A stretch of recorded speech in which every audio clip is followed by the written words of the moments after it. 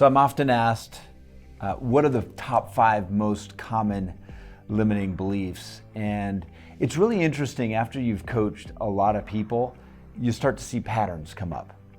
And the top 5, I know some might disagree with me on what the top 5 are, but from my experience coaching thousands of people, these are the top 5 that seem to come up over and over again. So if you're new to limiting beliefs, quick definition: a limiting belief is any belief that's holding you back in any way. And it could be a conscious belief, but it can also be below our consciousness. It could be in the subconscious mind.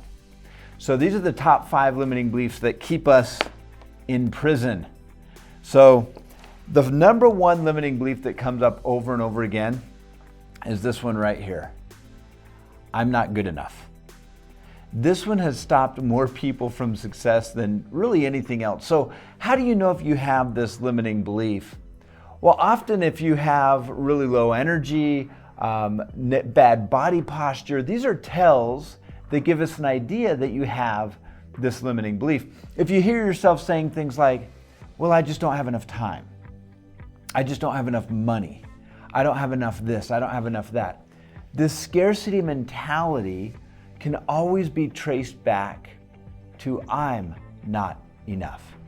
So there's a saying that I have in personal development is, be careful, because whatever follows I am will follow you. And the root cause of every limiting belief is self-identity. So anyway, I am not good enough. That keeps us stuck. So we're gonna put this in the prison here. All right, let's go to the next one. I don't deserve it. So this one, how do you know if you have this limiting belief? If you've ever reached a certain level of success and then you find yourself self-sabotaging, maybe a relationship got really good and then you start saying mean things to the partner, you start doing things that really destroy the relationship or destroys the business. You know, it's interesting, so many people, I do this little experiment with people where I ask them, how much money would you be comfortable with making?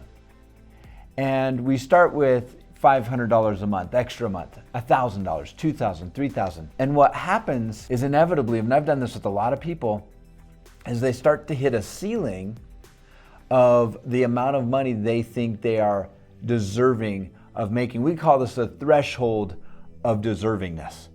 You know, we talk about glass ceilings, right? Well, I think the biggest glass ceiling out there today is the one that you place upon yourself. So I don't deserve it is definitely a common one. We're gonna put this one in jail here. So we've got I'm not good enough, I don't deserve it. Third most common limiting belief is I'm not worthy. I don't know, I'm just not worthy of success. I'm not this. And you'll notice people say, well, Adam, what's the difference between the 3? They sound really similar. Well, they're all triplets, right? They're all interrelated. So if you have one, there's a good chance that you might have a variation of the other. But we just bring this up because it's so common. These limitations are so incredibly common. How do you know if you have a limiting belief? You'll resonate with it. You'll feel it. And what I say is you'll know, right? You'll notice that, you know, if I bring up this limiting belief, I'm not enough. If you check in and kind of notice, is there an emotional charge behind that? As my mentor used to always say, if there's nothing to stir, then there's nothing to stir. If you don't have the limiting belief, you're not going to feel anything. It's not going to impact you. But if you feel like there's some truth to it, then you might have that limiting belief. All right, so let's put that one in here. All right, the next 2, these ones are also very related. We've got the fear of success. So how do you know if you have the fear of success? The tell for this one is, you know, Adam, I just don't want my success to change me. I just notice money changes people. And, you know, I just don't want to be different. Or I'm just too afraid of the responsibility success is going to bring. I don't want to, you know, gosh, if I set up a successful YouTube channel, that's going to be so much time and so much work. And that might take away from time with my family or times, you know, that I really enjoy. So this isn't an exhaustive list by any means. There's millions of limiting beliefs. These are simply the most common limiting beliefs that we come across in personal development. All right, let's go to the next one.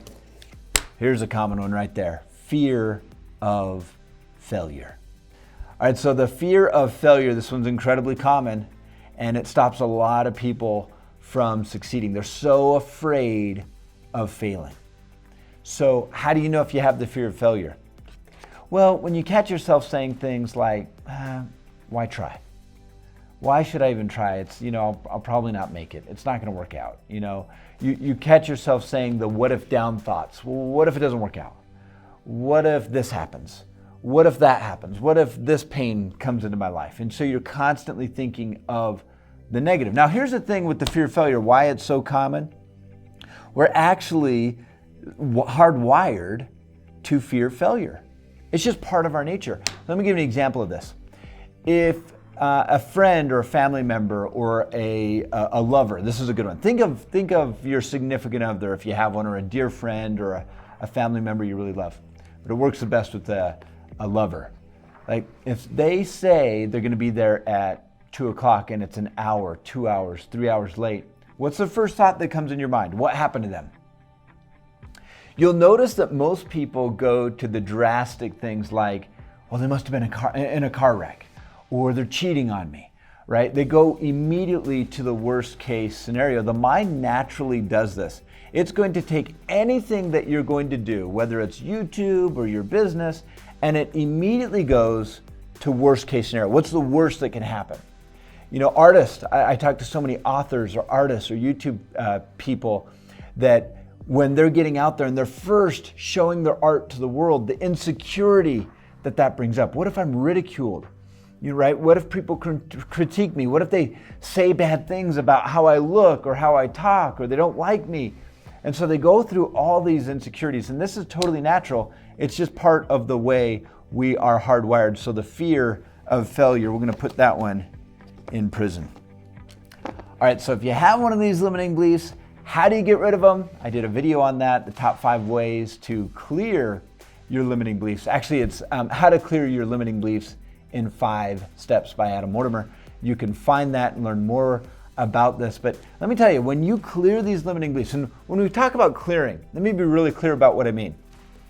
What we're talking about is taking the emotion out of it, right? When you take the emotion out of a limiting belief, right? If we took the fear out of the fear of failure, well, then it's just a belief. If we took the emotion out of I'm not good enough, right?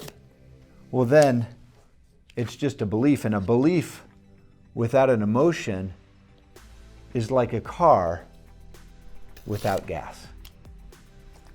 Until next time, bye-bye. Thank you so much for taking the time to watch this video. If you found value and you would like to hear more of what these coaches are saying each and every week, please subscribe to our channel so that you can continue to get these episodes. We hope you have a great week, and we'll talk to you soon.